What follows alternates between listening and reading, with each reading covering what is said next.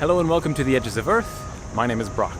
I spent the last 10 months traveling around India, from large cities to small towns, very small villages, and even some slums within the inner cities. And because of this, I guess I want to address the question, is India safe for solo travelers? And I can honestly say with 100% confidence, absolutely yes. Everywhere I went in India, whether it was a small village or even in the heart of a big city, I felt completely safe. Being a foreigner in India, it attracts a lot of attention. Many people will see you from a mile away and they will come up to you and start talking to you, which then invites other people to gather around you. And next thing you know, you have an audience surrounding you. But yet each and every time, I felt completely safe. In addition, I traveled in villages at night and even in the inner cities at night, very often alone. But yet, I never felt threatened in any way. Now don't get me wrong, danger is in every country. There are always bad people in every country. Could something have happened to me? Absolutely. But judging by all of the experiences over the last 10 months I've had with Indian people,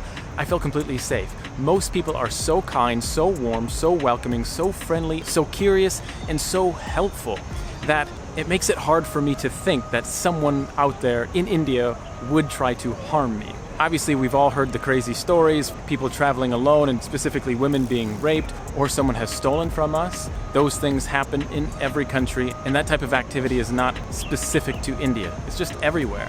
The only bad experience I had while in India was through Couchsurfing. Now, I love Couchsurfing.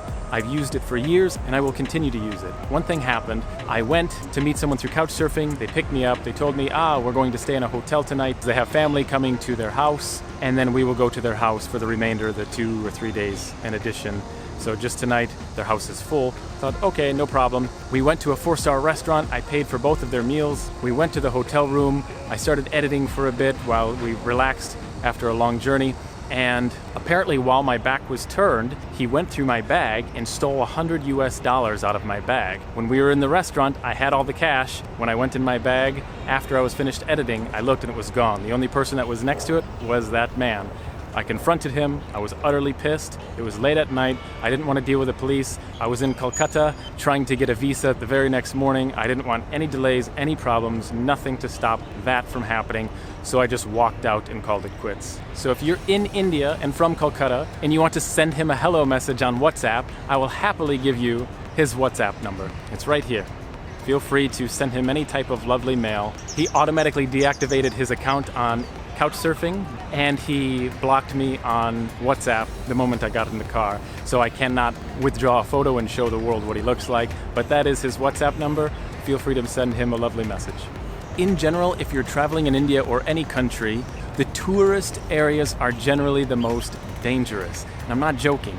Remember, the dangerous people, the people who want to harm you or the people who want to steal from you, always know the tourists are here, so let's go to that tourist area, right? Because that's where all the tourists are, that's where the money is at. So therefore, go there. So generally, the tourist areas in any country are the most dangerous because that's where the bad people go. They want your stuff. So the moment you get out of the tourist area, that's when the real magic happens. That's when you're going to get away from the majority of that stuff. In addition, for women, specifically the culture in India surrounding women is a little bit different than what we're used to in the West. I would still say India is completely safe for a solo woman to travel alone.